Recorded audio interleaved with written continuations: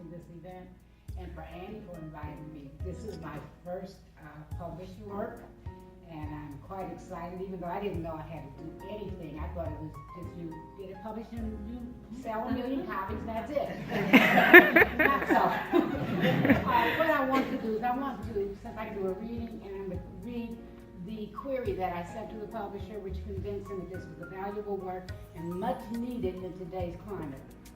And then I'm going to read the commentary my dear sister wrote, because it just really responds to this. Okay, the title of this query is Diabetes nor Hypertension Have to Be Killers Anymore. No one could ever understand the pain, frustration, and desperation of having a potentially fatal disease that requires the owner's total control. Coupled with the fact that the diagnosis of diabetes and or hypertension, called metabolic syndrome, and morbid obesity is frightening enough, the diagnoses come with little information to help patients understand the personal responsibility in their own healing. With most diseases come the treatment plan, medication, and other healing therapies. With diabetes comes good luck. There are many publications that address diets, and they often contain recipes that help the reader prepare foods that are conducive to weight loss. None that I have seen present information or meals that address the life-threatening diets of both diabetics and hypertensives, metabolic syndrome. This guide is unique in that it is not about dieting. It is about changing a lifestyle that is destructive into one that is constructive and conducive to controlling these diseases that are relative. Diabetics are often overweight, as are hypertensives. Obesity is one of the first signs of having this condition of metabolic syndrome or being pre-diabetic or pre-hypertensive.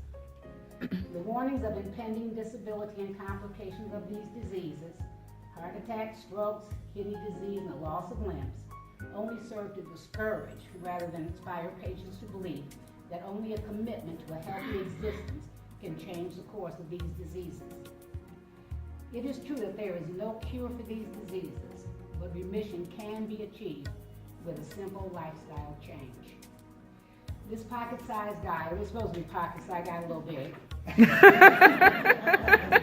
encourages its readers to make necessary changes in their lifestyle by conveying complex information in a manner that anyone at any reading skill level can understand. It addresses the confusion born out of lack of knowledge of how these diseases affect the function of all of your major organs. It contains information that food manufacturers don't want the consumer to know their products to know about.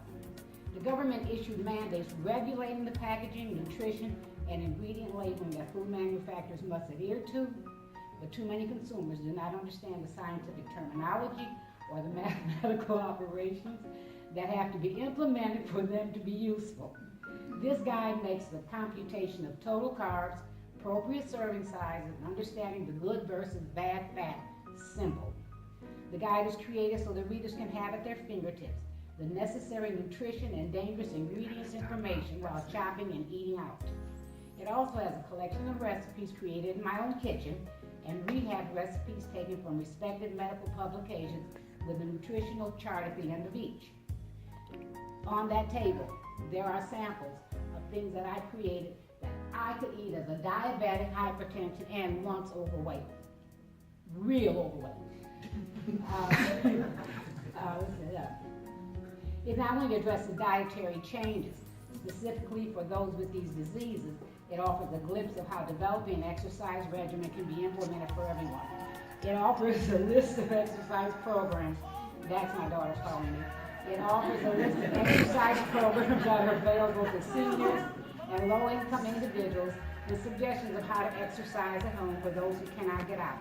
My relevant biography is my having been a type 2 diabetic, borderline hypertensive for 11 years.